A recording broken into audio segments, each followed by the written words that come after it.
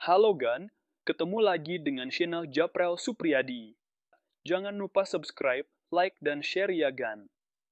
Semoga Agan sehat, lancar rezekinya, dan selalu dalam lindungannya. Amin. Perintah Kaisar Naga. Selamat mendengarkan.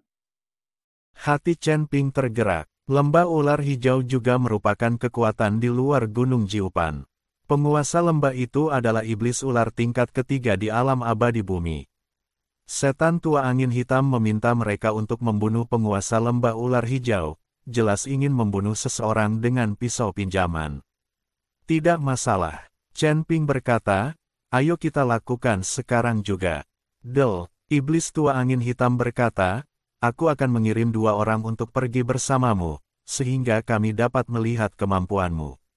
Dia menunjuk 2 setan serigala di sebelahnya dan berkata, kalian berdua ikut saja dengan mereka. Kalau mereka berani main-main, bunuh saja mereka. Kedua setan serigala itu segera melangkah maju dan membungkuk kepada setan angin hitam tua, baik, kepala desa. Chen Ping dan Hu masih saling berpandangan, mengangguk, dan mengikuti kedua setan serigala itu keluar dari ruang konferensi. Saat keluar dari ruang rapat, Humazi berbisik, iblis angin hitam tua ini benar-benar punya niat jahat. Dia ingin kita dan lembah ular hijau menderita kerugian bersama. Aku tahu, Chen Ping berkata, kita juga ingin mencari tahu berita tentang lembah ular hijau.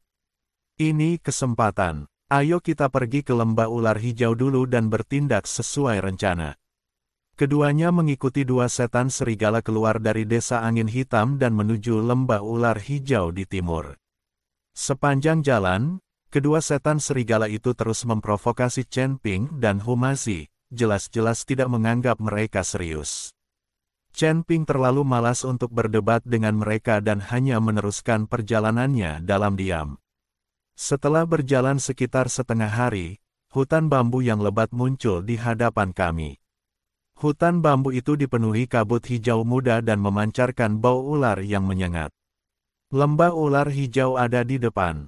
Seekor serigala iblis menunjuk ke arah hutan bambu dan berkata, Tuan lembah ular hijau ada di dalam. Kalian bisa masuk sendiri. Kami akan menunggu di luar. Chen Ping tahu bahwa kedua iblis serigala itu ingin meraup keuntungan, jadi dia tidak peduli dan berkata kepada Humazi, ayo masuk. Keduanya berjalan memasuki hutan bambu. Kabut di hutan semakin tebal, dan bau ular semakin kuat. Setelah berjalan sekitar sebatang dupa, sebuah lembah luas muncul di hadapan mereka. Lembah itu penuh dengan gua-gua, dan pintu-pintu gua dipenuhi ular-ular berbisa, yang mengeluarkan bau menyengat. Ini adalah lembah ular hijau. Humazi memandangi ular-ular berbisa di lembah itu sambil mengerutkan kening. Saya khawatir ada cukup banyak monster ular di sini. Hati-hati, Master lembah ular hijau cukup kuat, kita harus bersiap, kata Chen Ping. Begitu kedua lelaki itu berjalan memasuki lembah, mereka mendengar suara mendesis, dan ular-ular berbisa yang tak terhitung jumlahnya merangkak keluar dari gua dan mengepung mereka. Serahkan saja ular berbisa ini padaku, kata Humazi sambil mengeluarkan beberapa lembar kertas jimat dari tangannya, cepat-cepat menggambar beberapa jimat bola api, dan melemparkannya ke ular berbisa itu. Simbol bola api itu meledak dengan cahaya menyilaukan di udara, seketika membakar sejumlah besar ular berbisa menjadi abu. Namun, ular-ular berbisa itu terlalu banyak. Mereka terus merangkak keluar dari gua, bergelombang demi bergelombang, membuat kedua pria itu kewalahan. Pada saat ini, sebuah suara dingin datang dari kedalaman lembah, siapa yang berani menerobos ke lembah ular hijauku. Saat suara itu terdengar, seorang pria parubaya berjubah hijau berjalan keluar dari kedalaman lembah. Pria itu berwajah tampan, bermata tajam, dan menyeringai. Ia adalah penguasa lembah ular hijau. Master lembah ular hijau menatap bangkai ular yang terbakar di tanah, jejak kemarahan terpancar di matanya, apakah iblis angin hitam yang mengirimmu ke sini? Lalu kenapa? Kata Chen Ping, hari ini adalah hari kematianmu. Master lembah ular hijau mencibir, hanya kalian berdua. Kalian melebih-lebihkan kemampuan kalian. Tubuhnya berkelebat, dan ia berubah menjadi ular hijau raksasa sepanjang beberapa puluh kaki. Ia membuka mulutnya yang besar dan menggigit mereka berdua.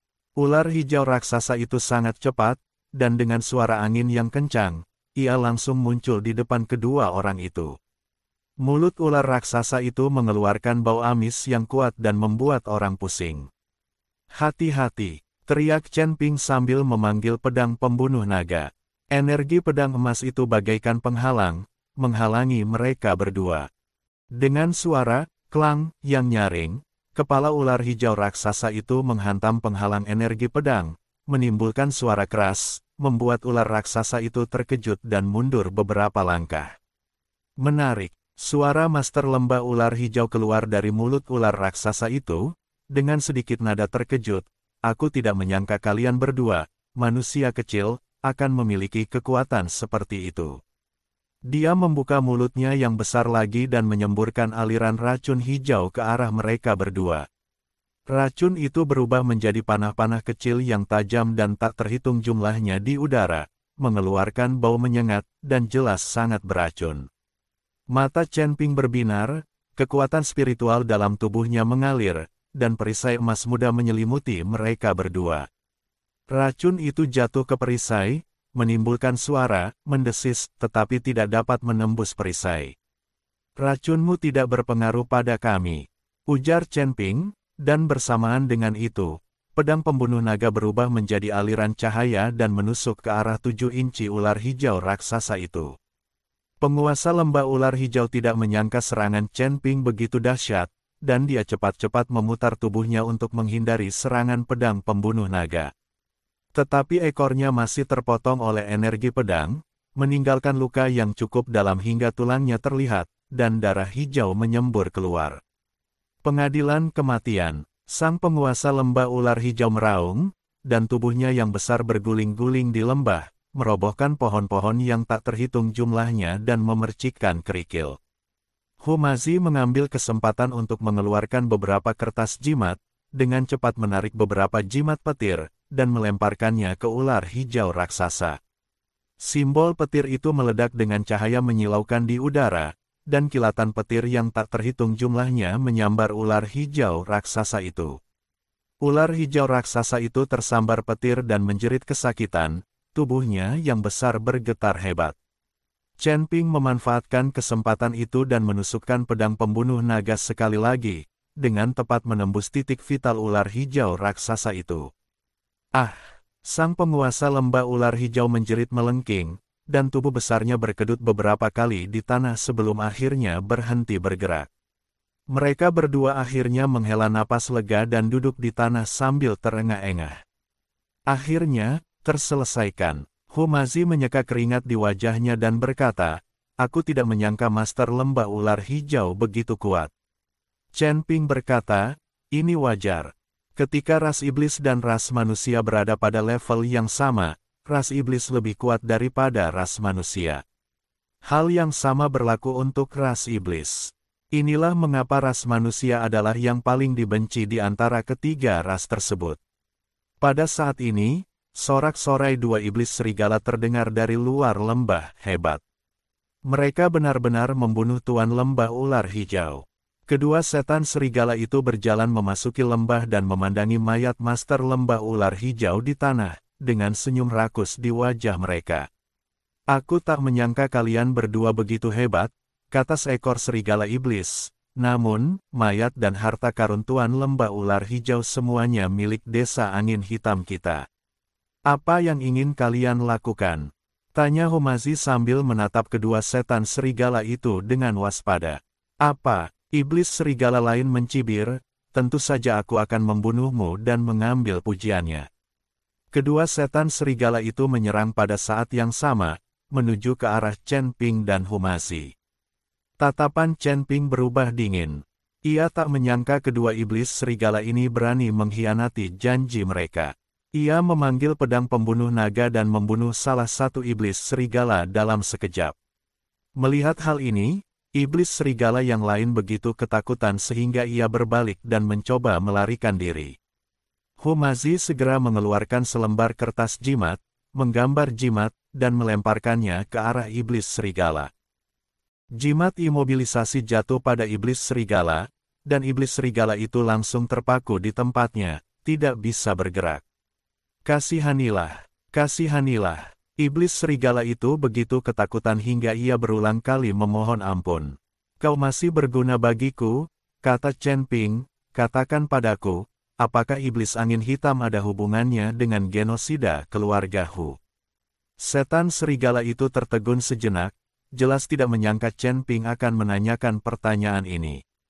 Ia ragu sejenak dan berkata, saya tidak tahu tentang genosida keluarga Hu. Saya hanya pengikut kecil, kau tidak akan mengatakan yang sebenarnya, kan? Kata Humazi sambil mengeluarkan jimat bola api dan mengancam, kalau kau tidak mengatakan yang sebenarnya, aku akan membakarmu sampai menjadi abu. Iblis serigala itu menatap api yang menyala di jimat bola api, wajahnya memucat ketakutan, dan ia berkata cepat, akan kukatakan. Akan kukatakan. Kudengar iblis angin hitam ikut serta dalam pengepungan keluarga Hu saat itu, tapi aku tidak tahu detailnya. Apakah kamu yakin? Tanya Chen Ping. Aku yakin, kata iblis serigala cepat, aku tahu ini setelah mendengar percakapan antara kepala desa dan wakil kepala desa. Chen Ping dan Hu masih saling berpandangan, dan secercah kemarahan terpancar di mata mereka. Aku tidak menyangka iblis tua angin hitam juga ikut serta dalam genosida tahun itu. Sepertinya kekuatan di sekitar Gunung Jiupan semuanya terkait dengan genosida keluarga Hu. Kau boleh mati sekarang, kata Chen Ping, lalu pada saat yang sama mengayunkan pedang pembunuh naga dan membunuh iblis serigala itu. Apa yang harus kita lakukan sekarang? Tanya Humazi. Pertama, singkirkan mayat Master Lembah Ular Hijau, lalu kembali melapor kepada iblis tua angin hitam. Chen Ping berkata, kita harus berpura-pura tidak tahu apa-apa dan memanfaatkan kesempatan ini untuk mencari tahu lebih banyak informasi di desa angin hitam. Kedua lelaki itu membuang mayat Master Lembah Ular Hijau dan iblis serigala, lalu kembali ke desa angin hitam dengan kepala Master Lembah Ular Hijau. Setelah kembali ke desa angin hitam, keduanya menyerahkan kepala Master Lembah Ular Hijau kepada iblis tua angin hitam. Iblis angin hitam tua menatap kepala Master Lembah Ular Hijau dan menunjukkan senyum puas di wajahnya. Bagus. Bagus. Bagus. Aku tidak menyangka kalian berdua benar-benar akan membunuh Master Lembah Ular Hijau. Kalian benar-benar hebat. Mulai hari ini, kalian adalah orang-orang desa angin hitamku. Terima kasih, kepala desa, telah menerima kami, kata Chen Ping. Sama-sama, kata iblis angin hitam tua, aku akan menyiapkan tempat untukmu menginap. Kau bisa istirahat dulu, aku akan memberimu tugas besok. Iblis tua angin hitam meminta anak buahnya untuk membawa Chen Ping dan Humazi ke bawah untuk beristirahat, sementara dia mengambil kepala Master Lembah Ular Hijau dan berjalan ke ruang rahasia di belakang aula konferensi. Di ruang rahasia, seorang lelaki tua berjubah abu-abu sedang duduk di kursi dengan mata tertutup. Orang tua itu berwajah pucat dan berambut abu-abu, tampak sangat tua, tetapi dia memancarkan aura yang kuat, tak kalah kuat dari iblis angin hitam. Tuan, penguasa Lembah Ular Hijau telah kubunuh. Iblis angin hitam membungkuk kepada lelaki tua itu dan berkata. Lelaki tua itu perlahan membuka matanya, kilatan cahaya melintas di matanya. Bagus sekali, bagaimana dengan kedua biksu manusia itu? Apakah mereka bisa diandalkan? Sepertinya tidak ada yang salah dengan mereka, tapi saya tidak tahu latar belakang mereka. Iblis angin hitam berkata, aku berencana mengamati mereka sebentar. Jika mereka bisa diandalkan, aku akan menggunakannya. Jika mereka tidak bisa diandalkan, aku akan membunuh mereka. Ya, pria tua itu mengangguk. Gunung Jiupan akhir-akhir ini tidak stabil, dan ada beberapa pergerakan di Istana Iblis Hitam, jadi kau harus lebih berhati-hati. Selain itu, kejadian-kejadian yang menimpa keluarga Hu harus dirahasiakan dan tidak boleh diketahui oleh siapapun. Murid mengerti, kata iblis angin hitam tua. Orang tua itu menutup matanya lagi, dan setan angin hitam membungkuk dan meninggalkan ruang rahasia itu. Di sisi lain, Chen Ping dan Hu Mazi dibawa ke kamar tamu. Kamarnya sederhana tetapi bersih. Siapakah orang tua itu tadi? Hu Mazi bertanya, saya merasakan auranya sangat kuat, lebih kuat dari setan angin hitam. Entahlah, kata Chen Ping, tapi yang pasti, identitasnya tidak sederhana. Kemungkinan besar dia dalang di balik desa angin hitam. Apa yang harus kita lakukan sekarang? Tanya Hu Mazi. Istirahatlah dulu, lalu cari berita di malam hari. Chen Ping berkata, pertahanan desa angin hitam sangat ketat, kita harus bertindak hati-hati. Mereka berdua beristirahat sejenak, dan ketika malam tiba, mereka diam-diam meninggalkan kamar tamu dan menuju ruang rahasia di belakang ruang konferensi. Mereka tahu bahwa setan angin hitam dan lelaki tua itu mungkin sedang mendiskusikan masalah penting di ruang rahasia, dan mungkin mereka bisa mendengar beberapa petunjuk tentang genosida yang terjadi tahun itu. Keduanya dengan hati-hati menghindari para pembudidaya iblis yang berpatroli dan tiba di pintu ruang rahasia. Pintu ruang rahasia itu terbuat dari batu hitam dengan ukiran rune yang rumit.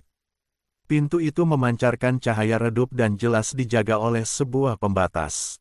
Pintu ini terkunci. Bagaimana kita bisa masuk? Tanya Hu Mazi. Biar ku coba, kata Chen Ping, lalu mengeluarkan jimat dari tangannya dan menempelkannya di pintu ruang rahasia.